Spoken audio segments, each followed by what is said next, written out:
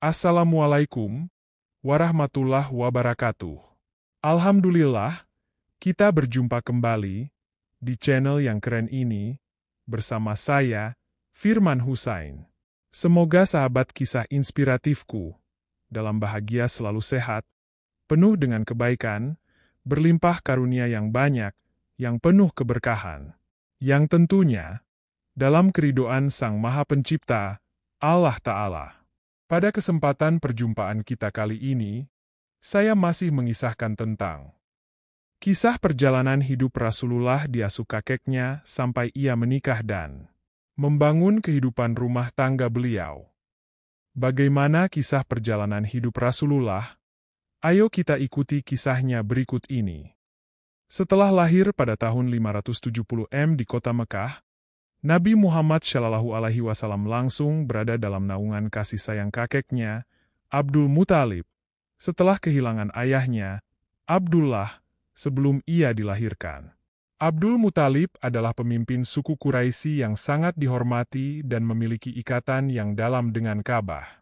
Meskipun usianya sudah lanjut, Abdul Muthalib memperlakukan Muhammad dengan perhatian yang sangat istimewa. Di bawah pengawasannya, Muhammad kecil sering bermain di sekitar Ka'bah, dan Abdul Muthalib kerap memeluknya di tempat duduk kehormatannya, menunjukkan betapa berharganya cucunya ini di mata kakeknya. Namun, kasih sayang dari kakeknya tidak berlangsung lama. Ketika Muhammad berusia 8 tahun, Abdul Muthalib wafat. Kabar duka ini mengguncang Muhammad kecil, yang kini kembali harus menghadapi kehilangan sosok penting dalam hidupnya.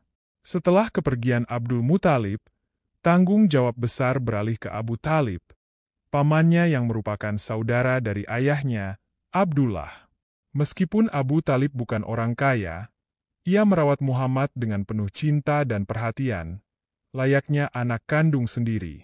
Di bawah asuhan pamannya, Muhammad tumbuh menjadi seorang remaja yang lembut hati, jujur, dan berkepribadian luhur.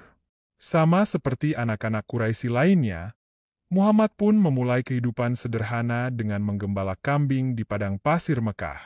Saat menggembala, Muhammad tidak hanya belajar kemandirian, tetapi juga kebijaksanaan dari alam sekitarnya. Kesendirian di tengah padang pasir membuatnya sering merenung, memperhatikan ciptaan Allah, dan membangun kedalaman spiritual yang kelak akan menuntunnya dalam risalah kenabian. Ketika Muhammad menginjak usia remaja, pamannya, Abu Thalib, yang berprofesi sebagai pedagang, mulai mengajak Muhammad dalam perjalanan dagangnya. Ini adalah kesempatan besar bagi Muhammad untuk belajar mengenai perdagangan, yang pada masa itu merupakan salah satu mata pencaharian utama penduduk Mekah. Perjalanan dagang yang penuh tantangan, seringkali melintasi gurun yang gersang menuju Syam, Syria, memberikan banyak pengalaman kepada Muhammad dalam berinteraksi dengan orang-orang dari berbagai bangsa, budaya, dan agama. Dalam setiap perjalanannya, Muhammad dikenal sebagai pedagang yang jujur dan amanah. Integritas dan kejujurannya dalam berdagang membuatnya mendapatkan julukan Al-Amin, yang berarti yang terpercaya. Reputasi ini tidak hanya terbatas pada kalangan pedagang, tetapi menyebar luas di seluruh Mekah. Ketika Muhammad sudah cukup dewasa dan berdiri sendiri, keterampilannya dalam berdagang semakin berkembang. Pada saat yang sama, seorang wanita kaya dan terpandang bernama Khadijah binti Khuwailid mendengar tentang kejujuran dan integritas Muhammad. Khadijah adalah seorang saudagar besar yang memiliki bisnis perdagangan internasional. Meskipun ia adalah seorang wanita, ia berhasil mengelola bisnisnya dengan sukses dan penuh kehormatan. Khadijah mempercayakan kafilah dagangnya kepada Muhammad, yang dipimpin olehnya dalam perjalanan dagang ke Syam. Perjalanan tersebut menjadi titik balik dalam kehidupan Muhammad. Selain sukses besar dalam membawa keuntungan yang luar biasa bagi Khadijah, perilaku luhur dan sikap jujur Muhammad membuat Khadijah sangat terkesan. Khadijah, meskipun lebih tua dari Muhammad, merasa ada sesuatu yang istimewa dalam dirinya. Tidak lama setelah itu, Khadijah mengutus seorang sahabatnya untuk menyampaikan niatnya melamar Muhammad. Lamaran ini diterima dengan baik oleh Muhammad, dan pernikahan mereka berlangsung dengan penuh kebahagiaan. Pernikahan Muhammad dengan Khadijah tidak hanya mendatangkan kebahagiaan dalam kehidupan pribadinya, tetapi juga memberikan ketenangan dan kestabilan.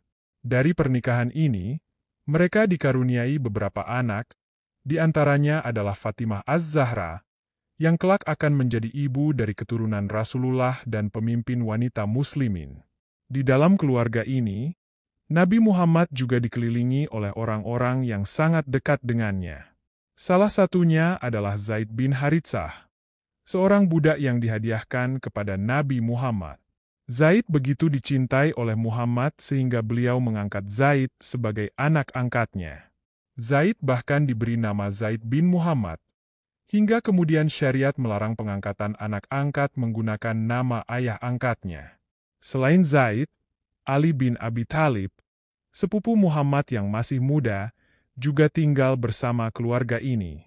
Ali dibesarkan di rumah Nabi, dan sejak kecil mendapatkan bimbingan langsung dari beliau. Ali menjadi salah satu sahabat terdekat Nabi dan kelak menikah dengan Fatimah, putri Muhammad, menjalin hubungan keluarga yang kuat di antara mereka. Muhammad menjalani kehidupan yang penuh kejujuran dan kehormatan, baik dalam urusan perdagangan maupun dalam kehidupannya sehari-hari. Sebelum diangkat menjadi rasul, beliau sudah dikenal sebagai seseorang yang adil, bijaksana, dan penuh kasih sayang. Kombinasi dari bimbingan yang diterimanya dari kakek, paman, dan kehidupan yang penuh pengalaman di dunia perdagangan membentuk Muhammad menjadi pribadi yang matang dan mulia, siap untuk menerima wahyu besar dari Allah Subhanahu wa Ta'ala yang akan mengubah dunia selamanya. Pernikahannya dengan Khadijah menjadi penopang yang kokoh ketika masa kerasulan tiba. Khadijah selalu berada di sampingnya, memberikan dukungan moral dan material ketika tantangan dakwah pertama kali dihadapi. Kekuatan cinta dan dukungan yang saling mereka berikan menciptakan fondasi yang kokoh bagi perkembangan Islam di masa awal. Sahabat inspirasiku yang berbahagia, bagaimana kisah selanjutnya? Ayo kita ikuti perjalanan hidup Rasul berikut ini. Kita ambil kesimpulan dari kisah ini, di antaranya sebagai berikut. Kisah Nabi Muhammad SAW pada masa kecil, hingga dewasa memberikan gambaran tentang perjalanan hidup yang penuh dengan cobaan dan tanggung jawab. Setelah kehilangan ayahnya sebelum lahir dan ibunya saat masih kecil, Nabi Muhammad diasuh oleh kakeknya, Abdul Muthalib, dan kemudian oleh pamannya, Abu Talib. Beliau tumbuh sebagai anak yatim yang menjalani kehidupan sederhana, termasuk menggembala kambing dan belajar berdagang. Karakter kejujuran, amanah, dan integritas yang beliau tunjukkan membuatnya dipercaya oleh masyarakat, termasuk Khadijah yang kemudian menjadi istrinya. Nabi Muhammad membangun keluarga yang harmonis dan penuh cinta, yang terdiri dari Khadijah, anak-anak mereka, dan sahabat-sahabat dekat seperti Zaid bin Haritsah dan Ali bin Abi Thalib. Dari kisah dan kesimpulan di atas maka kita ambil hikmah dan nilai pembelajaran untuk kita aplikasikan di dalam kehidupan sehari-hari dimanapun kita berada. Hikmah yang kita petik di antaranya. 1. Kemandirian dan ketekunan. Sejak muda, Nabi Muhammad menunjukkan sikap mandiri dalam menjalani tugas-tugas sederhana seperti menggembala kambing, hingga peran besar dalam berdagang. Hal ini mengajarkan kita untuk selalu bersungguh-sungguh dalam menjalankan tanggung jawab, tak peduli seberapa besar atau kecil. 2. Kejujuran dan amanah. Julukan Al-Amin yang diberikan kepada Nabi Muhammad menunjukkan betapa pentingnya menjaga kejujuran dan amanah dalam setiap aspek kehidupan. Kepercayaan yang diperoleh dari orang lain lahir dari sikap jujur dan bertanggung jawab, sesuatu yang sangat berharga dalam relasi sosial dan bisnis. 3. Kesabaran dan tawakal. Kehilangan orang tua sejak kecil tidak menjadikan Nabi Muhammad kehilangan semangat. Beliau menjalani hidup dengan sabar dan tawakal kepada Allah. Suatu nilai penting yang mengajarkan kita untuk tetap tegar di tengah ujian hidup. 4. Menghargai keluarga dan sahabat. Kehidupan Nabi Muhammad selalu dikelilingi oleh orang-orang yang beliau cintai, baik itu keluarga maupun sahabat. Ini mengajarkan pentingnya menjaga hubungan baik dengan keluarga dan orang-orang di sekitar kita, serta mendukung mereka dalam setiap situasi. 5. Sederhana dan rendah hati. Meskipun Nabi Muhammad memiliki kesempatan untuk hidup lebih mewah, beliau memilih jalan hidup yang sederhana dan tetap rendah hati. Ini menjadi pengingat bagi kita untuk tidak terjebak dalam gemerlap dunia, dan lebih mementingkan kebijaksanaan serta kesederhanaan dalam hidup. 6. Pentingnya pendidikan dari lingkungan dan pengalaman. Nabi Muhammad tidak memiliki akses ke pendidikan formal, tetapi pengalaman hidup dan bimbingan dari orang-orang di sekitarnya membentuk kepribadian dan kebijaksanaannya. Hal ini mengajarkan bahwa belajar bisa dari mana saja, dan pengalaman hidup seringkali menjadi guru terbaik. Dengan meneladani sifat-sifat dan nilai-nilai dari kisah ini, kita bisa mengaplikasikannya dalam kehidupan sehari-hari, baik dalam bekerja, berinteraksi dengan keluarga, maupun dalam menjalankan tanggung jawab sosial di masyarakat. Sahabat kisah inspiratif yang berbahagia. Demikian sahabatku, kisah sirah nabawiyah, dan sirah sahabat ini, saya sajikan. Semoga bermanfaat menambah wawasan dan literasi kita di dalam kehidupan ini, untuk kita dapat petik nilai-nilai kebaikan dan hikmah dari perjalanan kisah Rasulullah dan para sahabat Rasulullah dalam berjuang menegakkan kalimat Allah di atas muka bumi ini.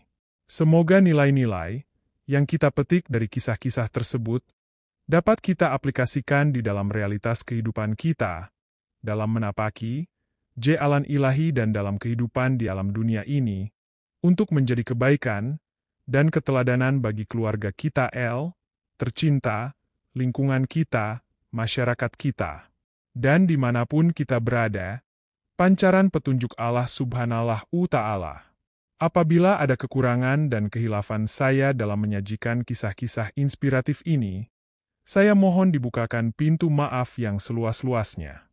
Atas segala perhatian kesetiaan sahabat dalam menyimak kisah-kisah yang saya sajikan dan atas dukungannya pada channel saya ini, saya ucapkan terima kasih yang tak terhingga. Semoga menjadi nilai kebaikan bagi kita semua. Jangan lupa, ikuti selalu kisah-kisah inspiratif, yang mudah-mudahan bermanfaat, yang saya sajikan di kisah berikutnya.